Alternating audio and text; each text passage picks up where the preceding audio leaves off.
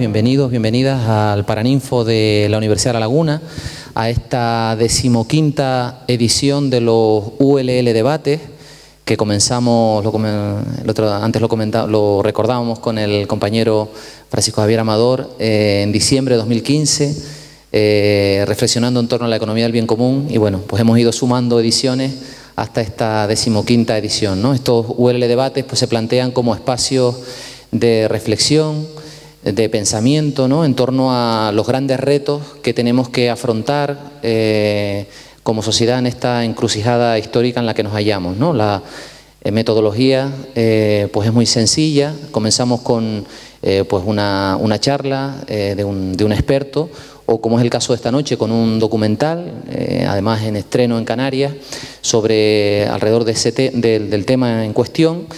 Y con posterioridad pues se plantea un espacio de debate moderado por un periodista o una periodista especializada que modera pues esas distintas visiones de expertos en ese tema en concreto, en el que siempre participa al menos un profesor de nuestra universidad, la Universidad de La Laguna. Esta noche la verdad que es un tema apasionante, como es el tema de la renta básica, que se inscribe pues bueno en esta situación en la que nos hallamos, de creciente desigualdad, de creciente pobreza. Es evidente que para afrontar esta situación son necesarias soluciones nuevas, ¿no? Es evidente que las políticas clásicas, no han funcionado. También se plantean otras, pues bueno, basadas en el simplismo, yo diría incluso en el fascismo, que, en fin, desgraciadamente, pues hemos asistido recientemente a movimientos de este tipo que parece que están encontrando caldo de cultivo, por desgracia, y es evidente que ni las unas ni las otras son respuestas que nos sirvan, ¿no? Por tanto, esta es un espacio de reflexión muy interesante para abordar ese problema de una manera nueva, ¿no?, que evidentemente plantea muchas interrogantes, pero para eso estamos aquí, para debatir en torno a esas interrogantes, ¿no? Ya hay en fin, proyectos pilotos que están poniéndose en marcha, como es el caso de Barcelona, de los que se va a hablar aquí esta noche, y bueno, son avenidas por las que al menos conviene que nos planteemos transitar de cara al futuro.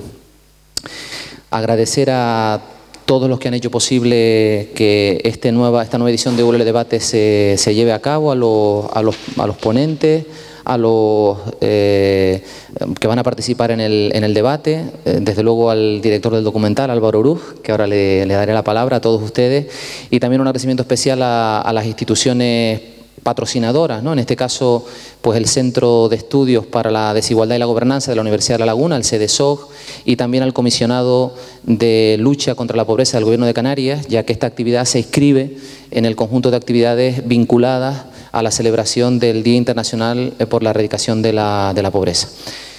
Y luego un minutito también para personalizar esos agradecimientos, si me lo permiten, desde luego Ramón Rojas, el colega, el compañero de la Universidad de La Laguna, que además de ser un magnífico coordinador del ámbito del deporte, nos aporta muchísimas cosas en muchos ámbitos y ha tenido mucho que ver en la organización de esta actividad. Gracias, Ramón, y gracias por supuesto a Francisco Javier Amador, el director de secretariado de nuestro vicerrectorado, que es uno de los mayores culpables de que estas cosas puedan suceder. Bueno, ya me callo, le doy la palabra a Álvaro Oruz, que es el director de este documental, que nos va a, en fin, digamos, a hacer de aperitivo al debate que vendrá luego. Le doy la palabra a Álvaro Oruz y gracias a todos y a todas por estar aquí. Gracias.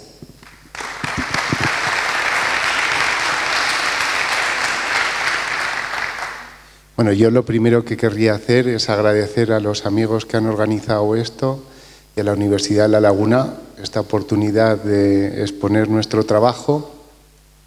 Y nada, solo contaros que el documental que vais a ver hoy lo estrenamos en Madrid el 12 de mayo y ahora lo vamos mostrando por diferentes lugares. Hemos estado en Bilbao, en Barcelona, en Málaga, en varias ciudades, también de Europa, en Bonn, en Finlandia, y vamos a seguir así durante varios meses, con la idea de que cuando termine, también en varios lugares de Europa y de América.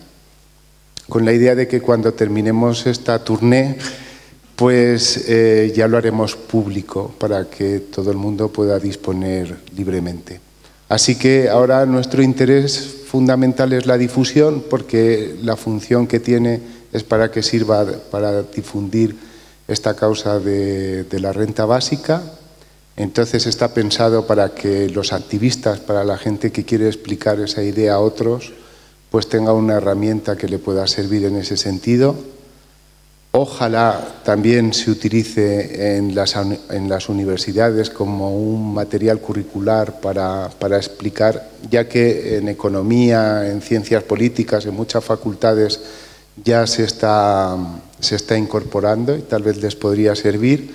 Y ojalá pues ya pudiéramos llegar a medios masivos de difusión. Esa sería nuestra aspiración para poner este debate en la calle, porque para nosotros pues tiene mucho sentido. Así que yo ya hablo por el documental, no os digo más cosas, espero que os guste y os agradezco también pues que hayáis venido a verlo. Eso es todo.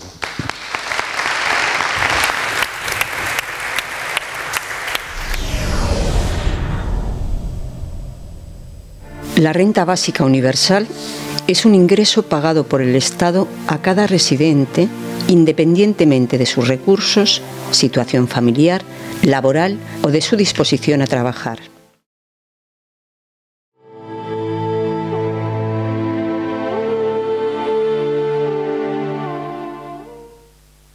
Hola, buenas tardes.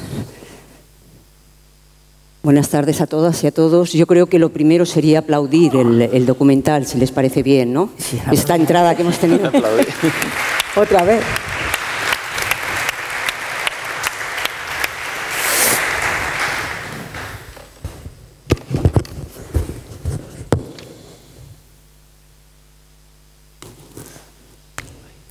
Bueno, antes de nada, como siempre queremos agradecer la posibilidad de estar aquí hablando de este tema que no solamente es que sea un tema de actualidad, sino que tanto podría quizás cambiarnos la vida y que tiene tantos defensores como detractores.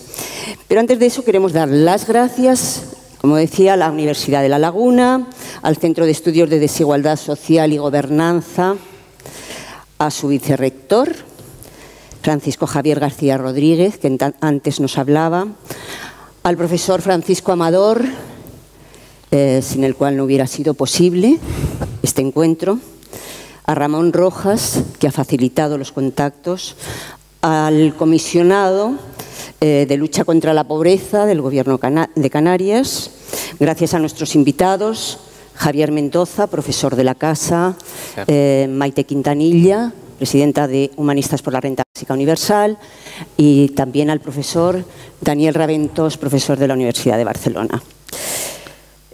Por supuesto, muchísimas gracias a todas y a todos por estar aquí. Contamos más o menos como con 40, 45 minutos.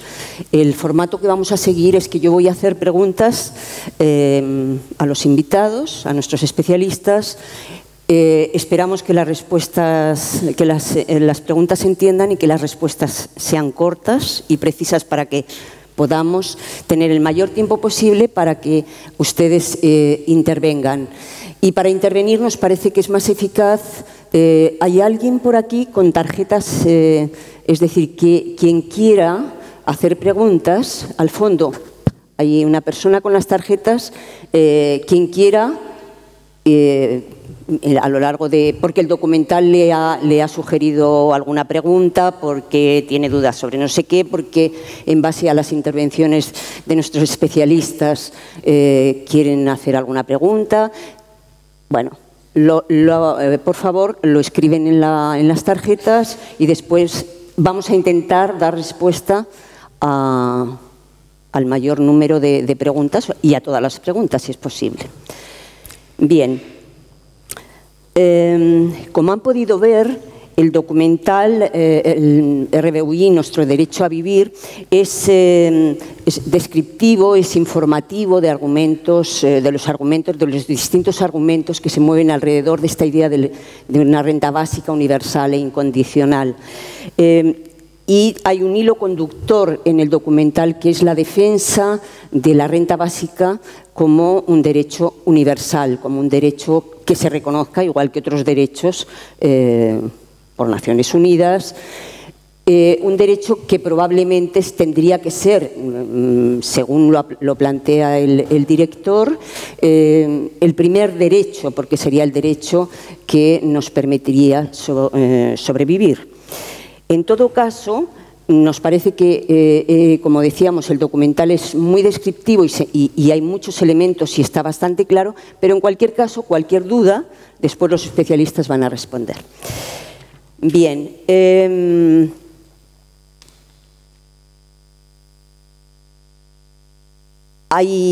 el documental se habla también de antecedentes. Hay otros, pero no queremos buscar en los antecedentes, sí recordar que no es una idea nueva, aunque sea ahora cuando se hable de ella, sino que es una idea que de un modo u otro se ha formulado ya desde hace algún siglo, se viene planteando. Vamos a hacer un análisis más desde el momento actual y quizás se vea la proyección de esta idea o de otras ideas de cara a futuro, de cara a abrir posibilidades de eliminar la pobreza y no solamente de eliminar la pobreza. Recordamos que este encuentro, como decía, está encuadrado en ese contexto de medidas que puedan terminar con la pobreza y reducir las desigualdades, objetivos que forman parte de la Agenda 2030 de Naciones Unidas y que ha hecho suya el Gobierno español. Así es que, insistiendo, trataremos el tema de hoy, el tema de la renta básica como una posible medida para terminar con la pobreza, pero también la analizaremos desde otros aspectos. Y para ello vamos a empezar a conversar, como decía, en primer lugar, con el profesor Javier Mendoza Jiménez. Él es doctor en Economía por la universidad, la Universidad de La Laguna. Actualmente es profesor del Departamento de Economía Aplicada y Métodos Cuantitativos, es investigador, y es experto en cláusulas sociales y ley de contratación pública.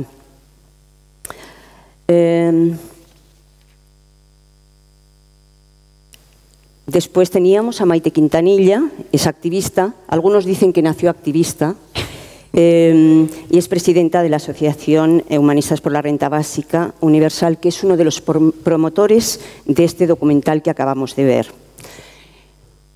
Daniel Raventós es doctor en Economía, es profesor de la Universidad de Barcelona, es investigador también, dedica buena parte de su tiempo a escribir libros, artículos sobre diferentes temáticas, especialmente de la renta básica, de la que es un ferviente defensor.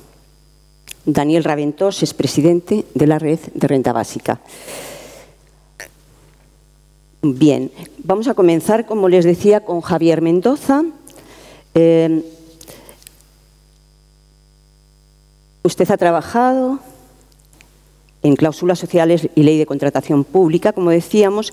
Desde ciertos sectores se aboga por el trabajo garantizado y dado el creciente desempleo, desde estos sectores se propone que las administraciones públicas den una respuesta a esta situación, contratando como empleados públicos a personal que está desempleado. ¿Puede informarnos más acerca de qué políticas se está siguiendo? Sí, bueno, en primer lugar, buenas noches a todas y a todos. Les pido disculpas por la voz, cuestiones de vivir en Santa Cruz y dar clases en La Laguna, el cambio de tiempo siempre es interesante. Muchas gracias por la presentación. Con respecto a la pregunta, el problema fundamental que yo veo con ese empleo garantizado es que los programas que ahora mismo se están siguiendo, por ejemplo, el recientemente aprobado programa por el Gobierno de Canarias, donde se destinan 43 millones de euros a la inserción social, es que muchas veces no se tiene en cuenta una parte que no se ha nombrado en el documental, pero que creo que está relacionada con todo este movimiento, que es la economía social y el tercer sector. Este tipo de programas tienen el problema de que se crea empleo durante 6 meses, 1 año, pero ese empleo no es estable, ¿no? Cuando discutíamos este programa con las empresas de inserción, por ejemplo, yo veía claro el papel que ellos podrían tener de dedicar la misma cantidad de dinero, puede que a menos gente, pero durante más tiempo, ¿no? Para crear puestos de empleo más estables. Creo que sería una de las cuestiones que tendríamos que abordar, junto también con la renta básica, como eso que Ana Loyer, creo que llama el nudo gordiano, ¿no? Cortar el nudo gordiano de la desigualdad, ¿no? Que es interesante, pero creo que la renta básica por sí misma ayuda, pero no es suficiente, y tendrá que venir también de la mano de otro tipo de medidas, incluido el empleo a través del sector público, pero un empleo racional. Es decir, el problema de la tecnificación tiene por un lado el problema de la destrucción del empleo, pero también tiene un punto clave que creo que aborda este concepto, que es la redistribución. Es decir, la tecnificación no va a suponer que generemos menos riqueza, lo que va a suponer es una concentración de la riqueza y dejar, digamos, fuera de ese foco que pone la economía muchas veces a una gran cantidad de personas. ¿Considera que la contratación pública entonces puede ser un elemento clave? Sí, la contratación pública es curiosa porque como sector, si pusiéramos la contratación pública, por ejemplo, en Canarias, si lo tomáramos como sector, es el segundo sector más grande que existe en Canarias. Está el turismo, el 33% del PIB, y la contratación pública, más o menos el 20%, ¿no? Y durante los últimos años, lo que se ha hecho en la contratación pública, bueno, de ya las leyes del siglo XIX, es confundir eso que Antonio Machado llamaba que no hay más necio que el que confunde valor y precio, ¿no? Pues se estaba confundiendo el precio con el valor de la contratación pública. Y muchas veces toda esta nueva moda, toda esta nueva ola de la contratación pública supone tener en cuenta no ya la oferta más barata, sino la mejor relación calidad-precio.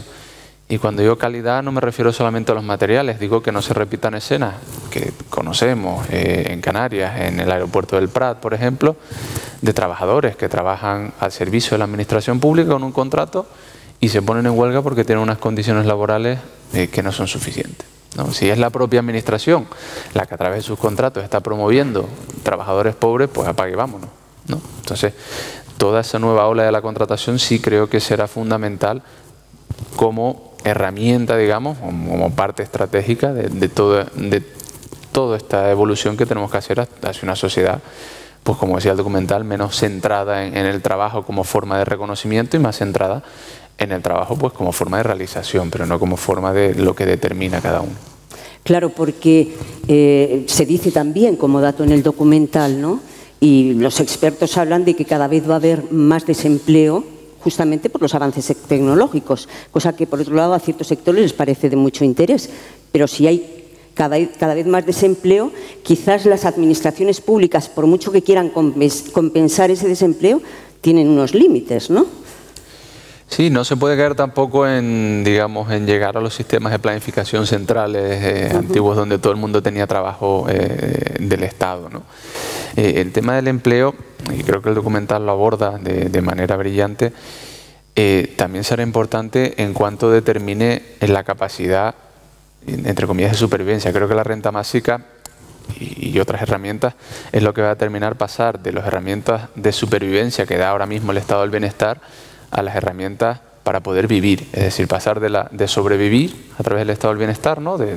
Bueno, pues de quitar las posibles carencias, a poder vivir, a tener un suelo, digamos, donde por lo menos podamos, a través de lo cual podemos realizarnos.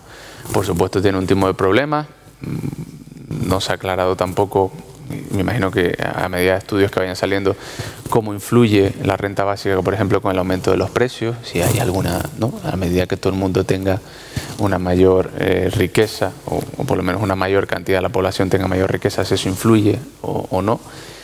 Pero el tema del empleo, claro, desde el punto de vista que estamos en un sistema más o menos capitalista, pero donde el consumo es la pauta clave que mueve la economía, al final habrá que tomar medidas para que la gente siga consumiendo, porque si no... ¿Qué otras medidas? Usted habla del empleo, pero ¿qué otras medidas, perdón, de la renta básica como una de las medidas, ¿qué otras medidas imagina usted o ve usted?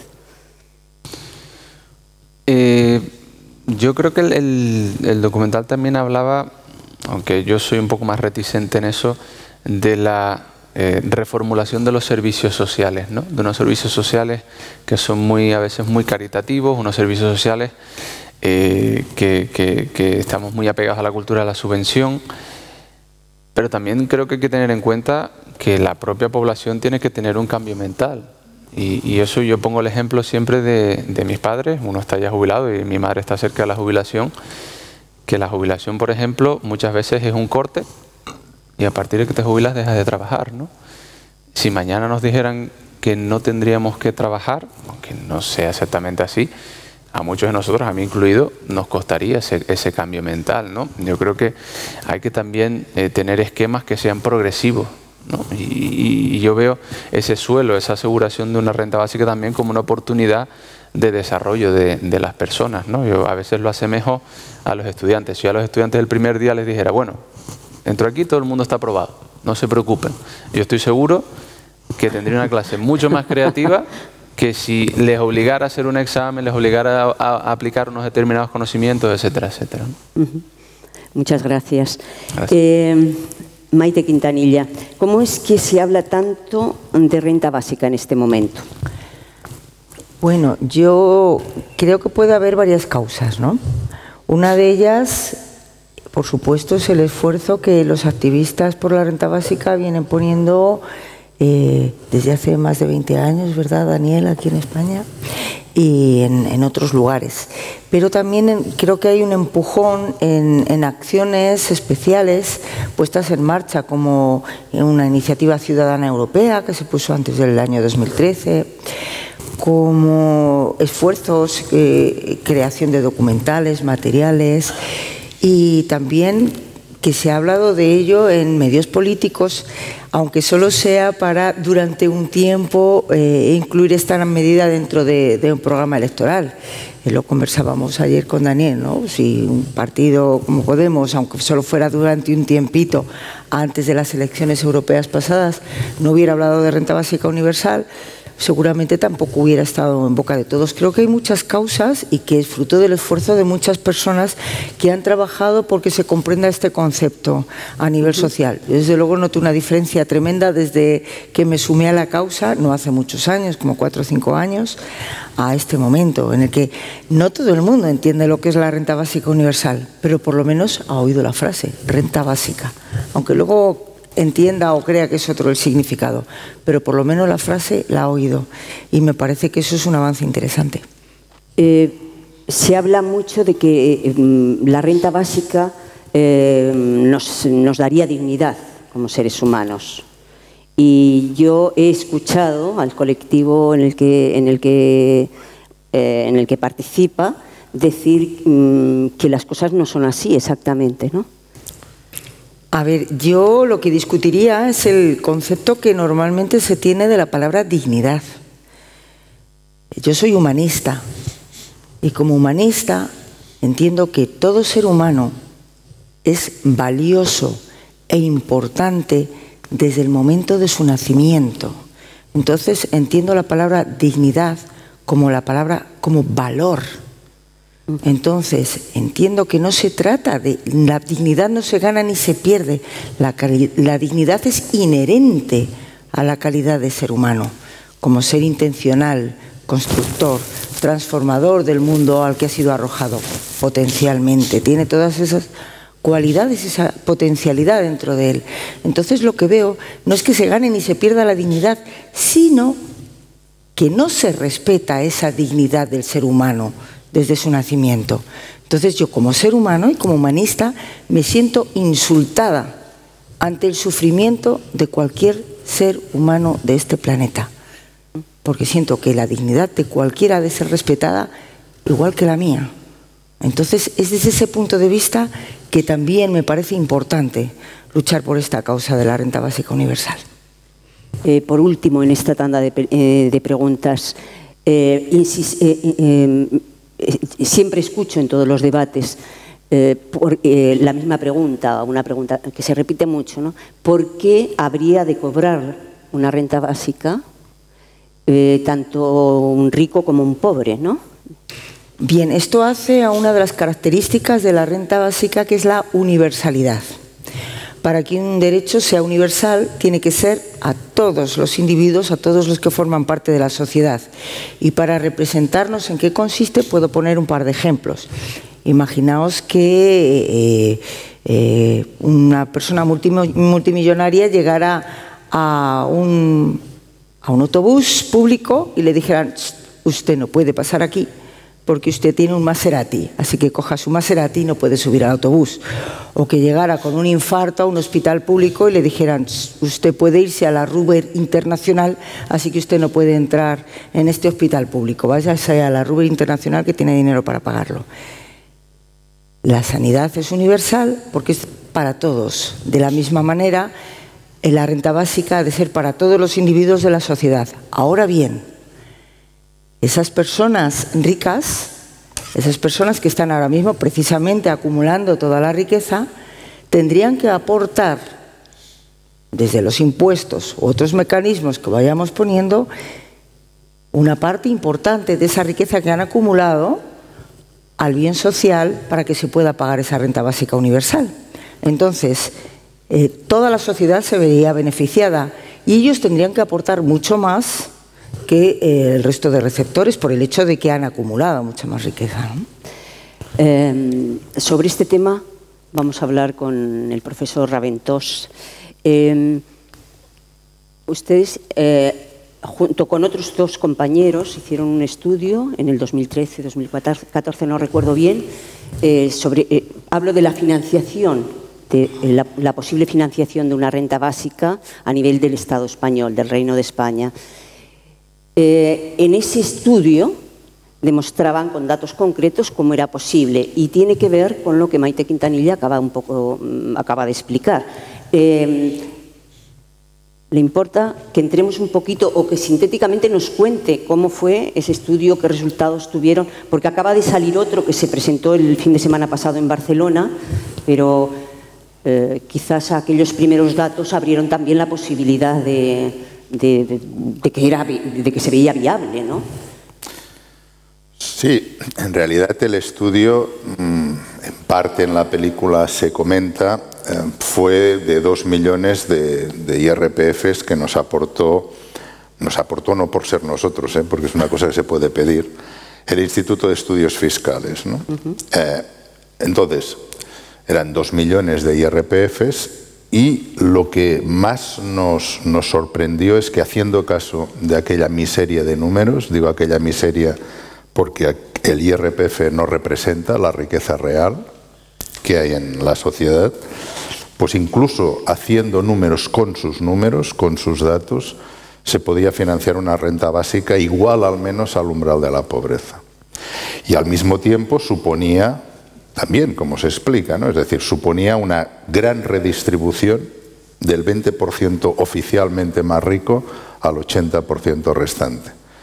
Bueno, esto insisto con los números, ¿no? Porque creo que ya he dicho más de alguna vez que con los números oficiales, un profesor titular de universidad pública como yo formó parte del 5% más rico, lo cual es una locura, ¿eh? Cuando contrastamos esto con otros datos que sabemos, ¿no?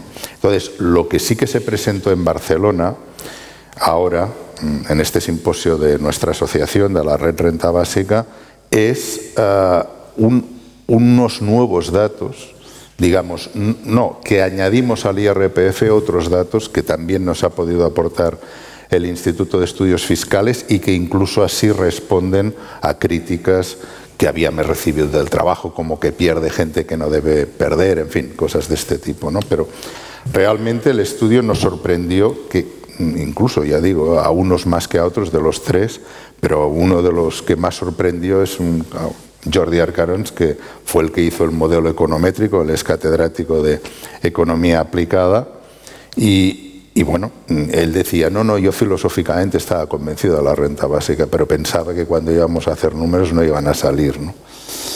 Pero bueno, digamos, hay gente que ya está convencida de que la renta básica no es buena y aunque le demuestres, porque esto es una de las cosas curiosas que me he encontrado a lo largo de estos años, ¿no? Gente, tanto políticos como académicos, que nos decían, bueno, vosotros justificáis muy bien filosóficamente la renta básica, pero ¿esto cómo se paga? Cuando nos demostréis que se puede pagar, y entonces ahora que hemos demostrado que se puede pagar, es entonces cuando vuelve a salir que si es justa, no es justa, en fin, esas cosas, ¿no? Leía unas declaraciones que había hecho, donde decía, respondiendo, imagino, algún tipo de pregunta o de crítica, no sé muy bien, decía, la renta básica no es una política económica, la renta básica es una medida de política económica. Claro, esto es una de las cosas que es curioso que se tenga que explicar tan a menudo, ¿no? Pero pues, también salió en Barcelona y una de las feministas que estaba en una mesa decía, es que lo que se le pide a la renta básica no se le pide a ninguna medida social, parece que la renta básica lo tenga que solucionar todo, ¿no? Incluso que las fiestas mayores de los pueblos sean mejor. No, vamos a ver, la renta básica es una medida de política económica, es una medida. Una medida para mí sería muy importante, de las más importantes, porque para los que venimos de la filosofía política republicana, quien no tiene la existencia material garantizada no puede ser libre. Esto un liberal no lo entiende, pero es verdad que no todo el mundo tiene que ser republicano, ¿no? Y por lo tanto, insisto, si tú no tienes la existencia material garantizada no puedes ser libre. Bien, esto sería una medida de política económica, ¿no? Pero evidentemente hay otras medidas de política económica que deberían hacerse porque la renta básica no puede hacer frente a todos los problemas sociales que tenemos en la cabeza. Pero considera que para que se ponga en marcha esta medida política económica, ¿se necesita otra política económica o no necesariamente? Indiscutiblemente, la renta básica, si formase parte de una política económica, sería de una política económica muy diferente como lo que se ha venido practicando aquí mismo en el Reino de España, ¿no? Desde la transición, porque antes estamos hablando de una dictadura asesina, ¿no? Y por lo tanto estamos hablando desde la transición, todos los gobiernos que han habido han utilizado otra política económica, especialmente para no ir muy lejos, porque al principio de la transición era con unas connotaciones muy diferentes a las que hay actualmente, pero digamos, desde el inicio de la crisis, para entendernos, es muy evidente, ¿no? Quien pone en mayo de 2010 unas medidas de política económica que son las de la austeridad es el gobierno del PSOE, ¿no? Del 2010, que luego evidentemente, aparte de que abrió las puertas de par en par para que el Partido Popular ganara las elecciones, el Partido Popular las siguió estirando más todavía, ¿no? Claro, sería una medida de política económica muy diferente a la que estamos habituados, esto por supuesto. Incluso las que tendrían que complementar, porque en los debates que acostumbran a ver, ¿no? Pues por ejemplo, las feministas, como es normal, o una parte de las feministas les preocupa que la renta básica no haga frente a determinados aspectos relacionados con la división sexual del trabajo. Es evidente que estos aspectos deberían ser complementados con otra política económica. No hay ningún tipo de duda que la renta básica por sí sola no acaba con el poder que tienen los grandes poderes privados de imponer su concepción de la buena vida a la inmensa mayoría de la población y por lo tanto afecta su libertad. Por esto algunos republicanos desde hace muchos años también proponemos una renta máxima. Iba a entrar en el tema, pero nos estamos yendo de tiempo, iba a entrar en el tema de los proyectos que están puestos en marcha, los proyectos, las experiencias piloto que desde los años 70, y hay alguna experiencia, por ejemplo en Canadá, siempre funcionaron muy bien. No sé si quieres comentar algo. No, porque habría que comentar mucho y por lo tanto esto sí que sería largo, pero yo lo que diría que es más interesante en los proyectos piloto es que se habla de la renta básica. Pero los proyectos pilotos, mi posición, junto con la de Philippe Van Parijs, Guy Standing, por ejemplo, también, coincidimos completamente que no pueden informar de todas las virtudes de la renta básica, porque precisamente son proyectos piloto. Y, por ejemplo, cuando hablamos que la renta básica aumentaría el poder de negociación de los trabajadores y de muchas mujeres, esto no se puede ver. Hablemos rápidamente, y aquí os pido la palabra a los tres, respuesta a los tres. Empecemos por... Bueno, he pasado del usted al tú, nos conocemos con todos, me van a disculpar, no es habitual en mí el ustedes como utilizan acá. Veamos ventajas o desventajas. Quizás también se ven desventajas de la puesta en marcha de una renta básica. Así muy rápido. No, desventajas, ventajas tangibles o intangibles. La renta básica tiene, yo creo que es al menos para algunos de los que proponen, muchos los que proponen esta medida, es un problema no solamente de desigualdad o de hacer frente a la pobreza, que también es una medida para hacer frente a problemas de libertad. Quien no tiene la existencia material garantizada no es libre. Un pobre no puede ser libre. Y quien piense que puede ser libre será un liberal o será cualquier cosa, pero no un republicano. Maite, no sé si quieres hablar, sí. dado tu condición de mujer, por ejemplo, de las consecuencias que podría tener para la mujer, o no, o quieres tocar otros aspectos. A ver, como mujer que fue joven en los 80 y que es hija de una mujer que nació en la posguerra y que tiene un hijo millennial ahí, en esa ubicación, veo que ese intento de liberación que hicimos las mujeres saliendo a la calle y a tener un puesto de trabajo para tener independencia económica, nos hemos encontrado que eso de la independencia nos hace muy dependientes y muy esclavas, porque trabajamos además en la calle, en nuestras casas, ponemos muchísimo esfuerzo y tenemos exactamente el mismo chantaje que siente cualquier trabajador pobre, dada la precariedad de los puestos de trabajo. Entonces yo entiendo que la renta básica universal es un mecanismo, es un paso muy interesante y muy importante, y además es un derecho, porque es el reparto de la riqueza, es un derecho de las personas. No estamos hablando de una limosna ni de acabar con la pobreza, estamos hablando de que la riqueza es de todos y hay que repartirla, y necesitamos que la gente sienta que es su derecho, y las mujeres que sientan que es su derecho, que son legítimas herederas de la riqueza de este planeta, igual que los varones. Javier. Bueno, yo le veo bastantes ventajas. Una de ellas es lo que hemos hablado de todo el tema de la creatividad. Le veo también una pequeña desventaja en todo eso de que sería sustitutoria de parte de prestaciones sociales, porque no hay que olvidar que los servicios sociales no juegan solamente un papel económico de subsidio, sino también juegan un papel mental. Es decir, las personas que van a los servicios sociales no van solamente, espero que no vayan solamente a recibir un servicio, y también a tener un contacto humano, ¿no? El paso de depender, digamos, de otra persona a tener que tomar tus propias decisiones tampoco es tan fácil. Yo, si me permites una cosa, creo que es una de las grandes diferencias de los subsidios condicionados con la renta básica incondicional. Los subsidios condicionados actúan cuando ya has caído. Es entonces cuando has caído, cuando viene el subsidio condicionado y te dice, como has caído y eres un fracasado, te lo damos. Esto los que lo reciben. Fíjate, esto por ejemplo es muy liberal. En cambio, una renta básica incondicional es justamente una concepción contraria. Tú tienes la existencia material garantizada precisamente por ser ciudadano o residente del sitio, evidentemente, donde se implantase, ¿no? Y esta es una concepción de fondo de la libertad.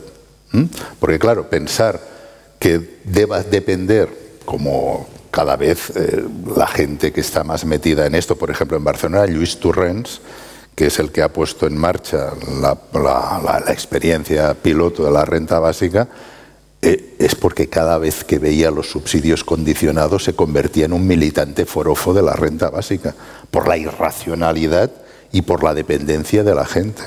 Sí, no, en eso estoy totalmente de acuerdo, además por la experiencia que he tenido de trabajar en empresas sociales, que muchas veces te encuentras el caso que se comentaba en el documental, ¿no? De personas que por tener condicionados esos subsidios, dice, bueno, pues yo no, en vez de ganar 50 euros más trabajando, pues prefiero quedarme con mi subsidio por lo que sea, ¿no? Y Y luego un tema hablando de la financiación, hay una cosa que nunca se toca, que es el tema de la corrupción. Es decir, se nos dice que financiar una renta básica sería caro. Llevamos financiando la corrupción desde hace 30 años. Quiero decir, esos 10.000 millones de euros que se ha calculado, según los últimos estudios, que nos cuesta la corrupción al año, y en la Unión Europea incluso mucho más. Al final no estamos hablando, a lo mejor, no lo sé, tampoco tengo los cálculos, de destinar más recursos, sino de usarlos de manera más eficiente. O como decía hace poco en un debate una persona que me gustó mucho esta idea, dice, hablamos del coste de la renta básica como si fuera muy grande. Empecemos a calcular el coste de no tener una renta básica.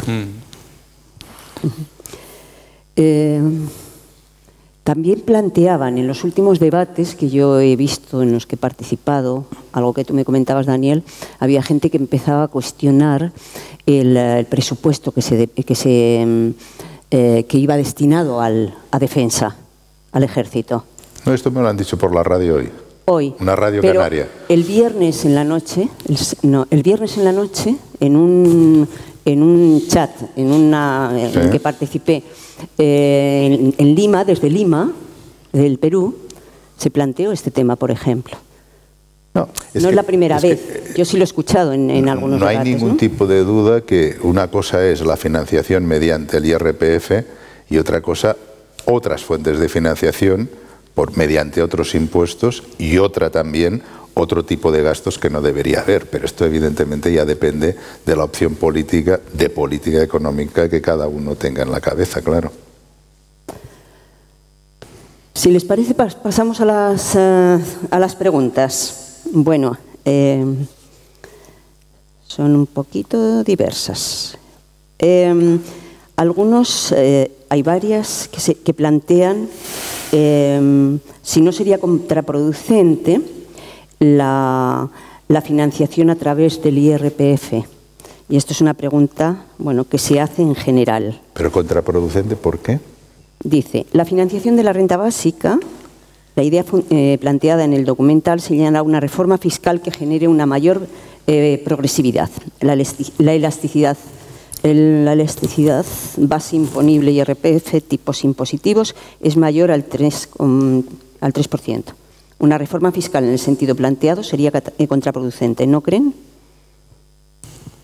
Es que hay una parte que has leído. No sé. Yo tampoco la entiendo bien. Vamos a ver. Así, explicado muy rápidamente. O pásale el papel, a lo mejor.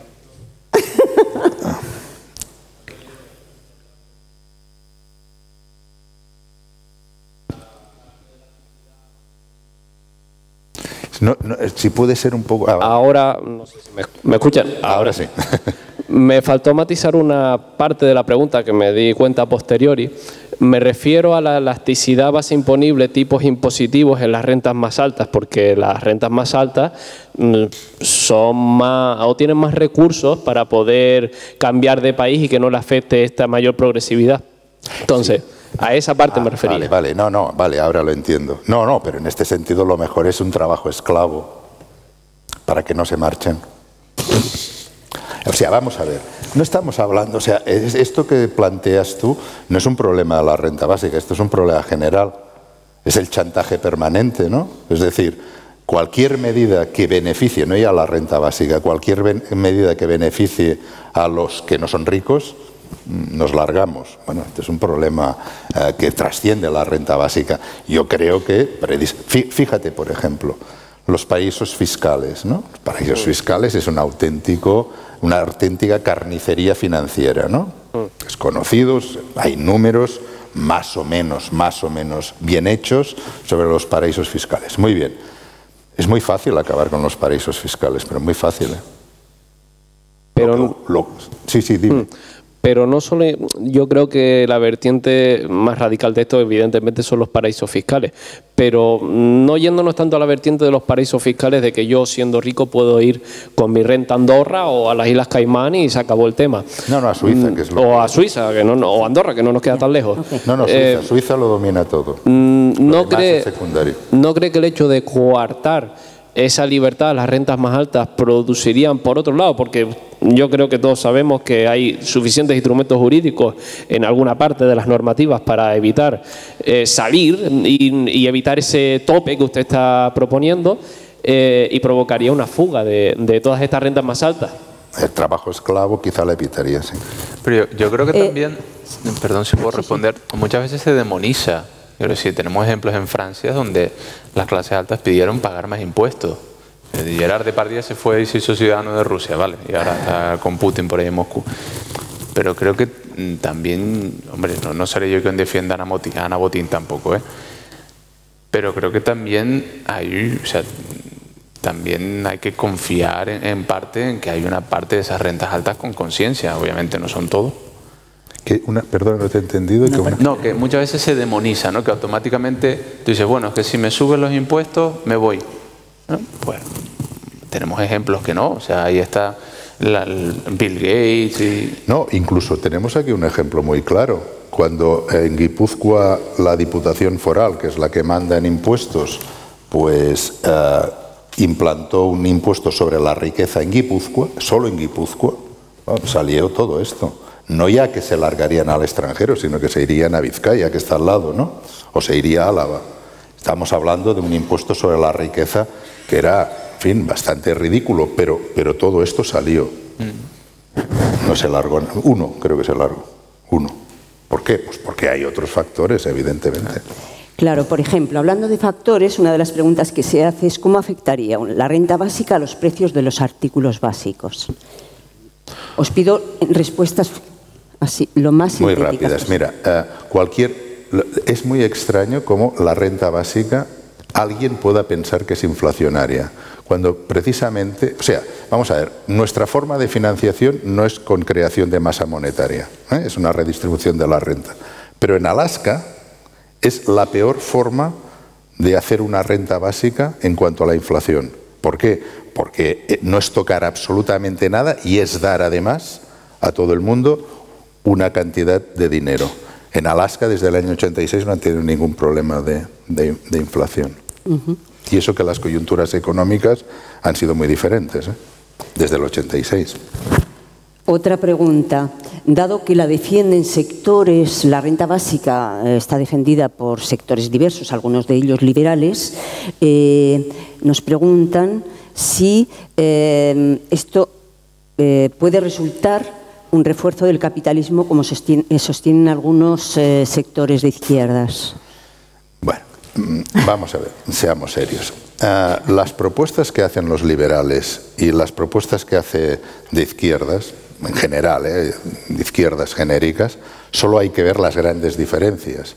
Por esto las izquierdas que son contrarias a la renta básica están muy interesadas en decir que Milton Friedman apoyaba la renta básica. Pero Milton Friedman no escondía nunca que era el impuesto negativo sobre la renta y desmantelar el estado de bienestar. Entonces, las propuestas, las distintas propuestas de la de Silicon Valley y la de, en fin, algunos de los teóricos como Charles Murray, por ejemplo, un economista de Estados Unidos muy famoso que defiende la renta básica, pero desde posturas ultra neoliberales, pues la gran diferencia es cómo se financia la renta básica, quién gana y quién pierde. Es decir, nosotros hemos cuantificado que en nuestra propuesta el 20% más rico, oficialmente más rico, pierde y el 80% restante gana. Daniel, otra de las preguntas, la pregunta es muy concreta. ¿A partir de qué nivel se empieza, alguien gana o alguien pierde? Bueno, es que tal como está el IRPF, aunque esto quedará bastante modificado por estos nuevos datos que tenemos, más que nada porque lo pueden hacer mucho más preciso, ¿no? El estudio que se ha hecho sobre Barcelona, ¿verdad? Sí, sobre Barcelona, porque los datos eran de Barcelona, pero hay que hacer una ficción, pero no es que se pueda financiar desde el Ayuntamiento de Barcelona. No digo que se financie desde Barcelona, sino que el estudio se ha hecho sobre una población, no sobre el Reino de España, sino sobre la población de Barcelona. Es lo que nos aportó el Instituto de Estudios Fiscales ahora, estos nuevos datos, y lo que pedimos es que nos dé las del conjunto del Reino de España, porque entonces podríamos cuadrar. Pero la idea es, una persona que gane más de 40 y pico mil euros brutos al año, forma parte del 10% más rico. Y una persona me parece que gane más de, ahora estoy hablando de memoria, pero aproximadamente 32, 33 mil euros al mes, al año brutos, forma parte del 20% más rico. Pues eso, pues más o menos esta es la cantidad. Pero luego, claro, hay un problema que con los nuevos datos podemos trabajar, y es que con los antiguos que nos daba el Instituto de Estudios Fiscales no podíamos discernir si en una misma casa había declaración conjunta o declaración individual. Esto es un problema técnico importante. Entonces, claro, estamos hablando de que a lo mejor en una casa, claro, obviamente no es lo mismo vivir 3 personas adultas y 2 menores que una persona adulta, solo, ¿no? Pero bueno, más o menos se perdía a partir de 30.000 euros. Pero también depende de la relación familiar, claro.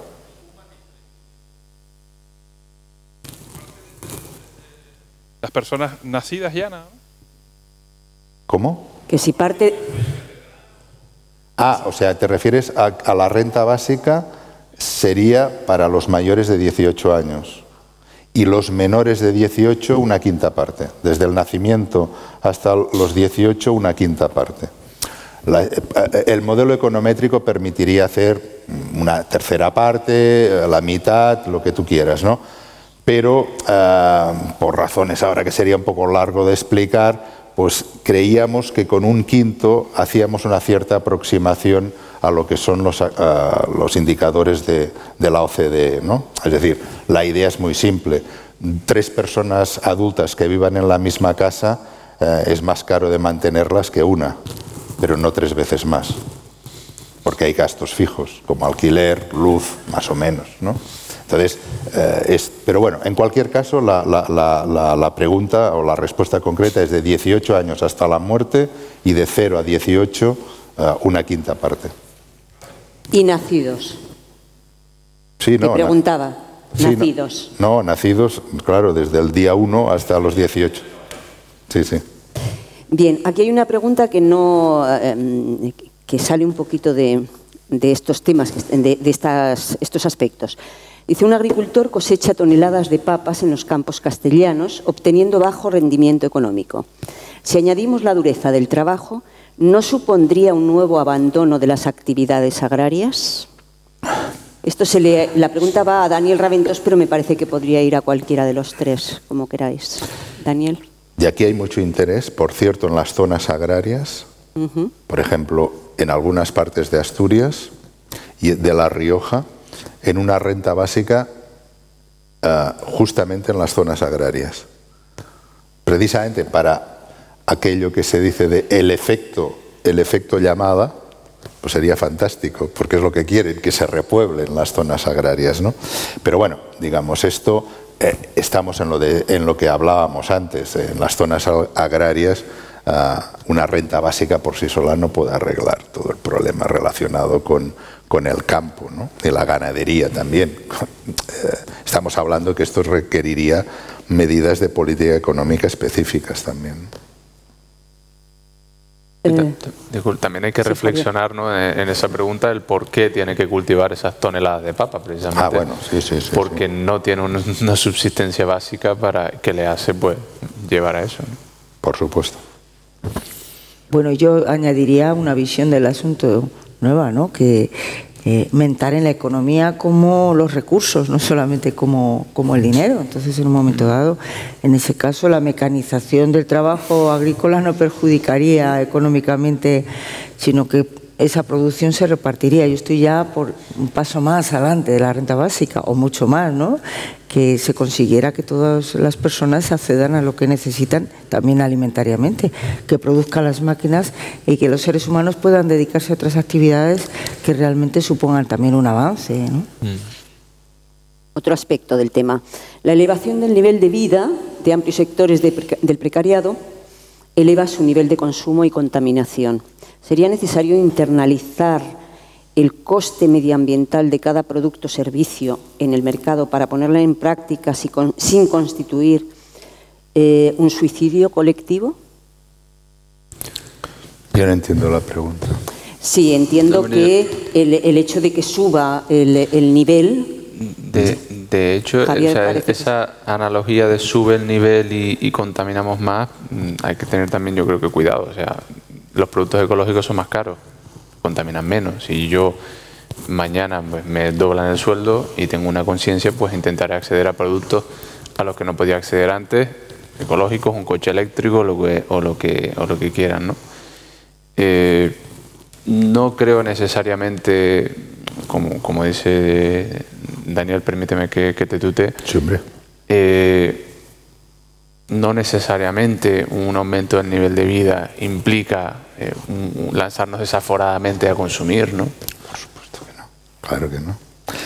No, y además hay una cuestión que me parece que como mínimo no explica demasiado, pero es significativa. Y es que la renta básica empezó siendo defendida, al menos en la época moderna, a partir de los años 80, por ecologistas. Y los partidos ecologistas actuales son los más proclives a la renta básica, precisamente porque ven que la renta básica no necesariamente es una medida que puede ayudar pues, más a la contaminación, etcétera. Yo también añadiría una cosa que va enlazada con la que dije antes. Esto es ese tema de el suicidio por la sobreproducción. No creo que realmente sea el tema del consumo lo que lo produce. Es que es realmente el sistema.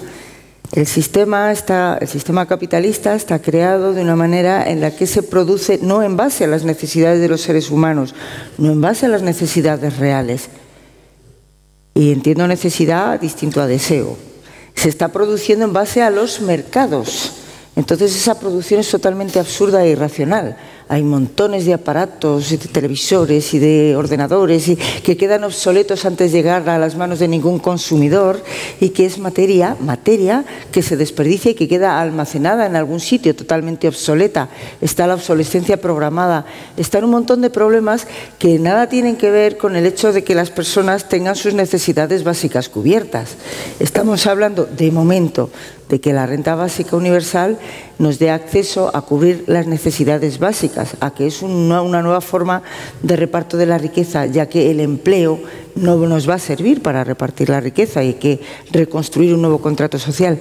Volviendo al tema que nos preguntan, entiendo que el tema de cómo está constituido y cómo se produce en el sistema capitalista no es una cosa que se vaya a ver incentivada porque las personas tengan para comprar pan todos los días y para pagar el alquiler de su casa.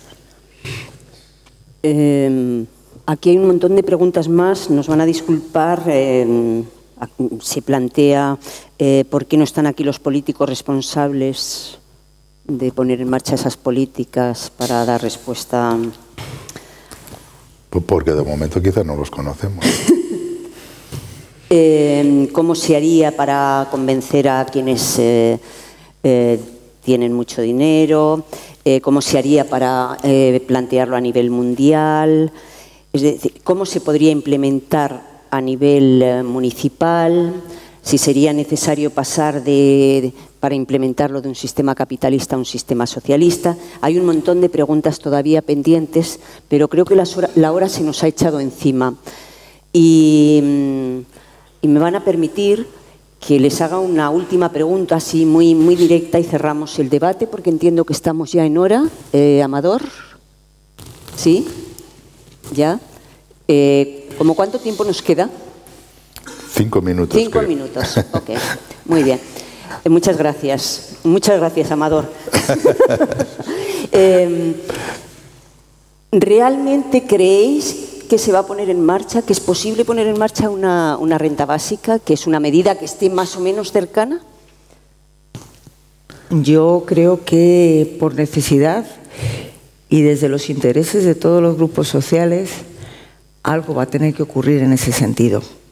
Y es más, hay personas como tú dices, como tú comentabas antes, que tienen acceso y que tienen una gran acumulación de riqueza, que son los primeros partidarios de que eso ocurra. Porque podrían a todos, después de sumirnos en la más absoluta y más abyecta de las pobrezas, podrían meternos en una cámara de gas y matarnos a todos o bombardearnos a todos. Pero es que los muertos no compran en Amazon. Así que yo creo que desde los intereses de todos esto es posible. Y hay gente que dice que puede ser un camino que quizás nos lleve desde el capitalismo hasta una nueva forma de organización social. Yo creo que es un paso adelante en el camino correcto. En estos momentos de crisis, en los que todo puede ocurrir en el sentido negativo o positivo, en el que podemos caer en lo involutivo o en lo evolutivo, creo que la renta básica universal es un paso en el camino correcto hacia la libertad del ser humano. Creo que estamos viendo, ¿no?, lo que ha pasado en Estados Unidos con Trump, lo que acaba de pasar en Brasil con Bolsonaro. Al final las democracias tienen que dar respuesta a las necesidades de la gente, ¿no? Lo que se le está echando en cara a los sistemas democráticos que se están acusando de estar apolillados es que no están en la tierra, ¿no?, que no están, que estamos peleando, pues se está peleando por otras cosas. Y yo creo que la renta básica, si bien como se ha hablado aquí, se ha hablado en el documental, no es la varita mágica, no es la panacea para todos los problemas, pero sí puede ser una de las respuestas, sobre todo para afrontar ese descontento creciente que existe con el sistema actual, ¿no? Yo solo añadir que la renta básica va a venir o no en función de que una mayoría de la ciudadanía quiera, ¿no? Y quiera hacer algo por conseguirlo. ¿Cómo llegó el sufragio universal? No fue ninguna concesión, costó mucho, ¿verdad? ¿Cómo llegó el voto también? Cuando digo sufragio universal me refiero, primero llegó el sufragio universal masculino y luego llegó el sufragio universal porque se incluyó a las mujeres. Es que el derecho a sindicación, por ejemplo, fue una cosa que se logró fácilmente. No, es decir, la renta básica, y aquí sí que no es una exclusividad de la renta básica, pues dependerá de que una mayoría de la ciudadanía en determinados momentos pues consideren que... Y lo que a mí me anima es en parte también lo que se dice en el documental, y es que es una medida que a la que se conoce más, la gente lo conoce más, la gente está más a favor, porque la renta básica, puestos a decir alguna de las dificultades, o la única dificultad que yo encuentro con la renta básica es lo fácil que es ridiculizarla, ¿no? Y en cambio la gente, pues bueno, pues cuando la primera vez que se la ridiculizan dicen, bueno, pues era así, ¿no? Pero a la que empieza a estudiar un poquito o simplemente a informarse, es impresionante como la inmensa mayoría de gente se vuelve a favor de la renta básica cuando la conoce. Y esto habla muy bien a favor de la racionalidad. Sí, un matiz nada más, por favor. Quería un pequeño matiz. Una pregunta que estaba en la cartulina pero que no salió ahí. En relación a este debate que hay a nivel mundial sobre la renta básica, yo me pregunto, mientras tanto se debaten en diferentes foros a nivel mundial este tema, y pasa el tiempo, pasan los años, pero vemos que las bolsas de pobreza van en aumento, las diferencias entre ricos y pobres cada vez más grandes, y al final los que están, digamos, en el 80% están esperando soluciones. Yo me pregunto, ¿hay que esperar a un consenso mundial para aplicar la renta básica en los países? Los países no tienen la independencia suficiente y para aplicarlas a través de sus parlamentos, a base de leyes o a base de decretos, etcétera, etcétera. Es lo que yo me pregunto. No. O sea, bueno, si puedo contestar, no hay ningún tipo de duda que se está pensando, entre otras cosas porque hay sitios donde la renta básica, sea por conocimiento de la ciudadanía, sea por tradición, no por lo que sea, es mucho más conocida.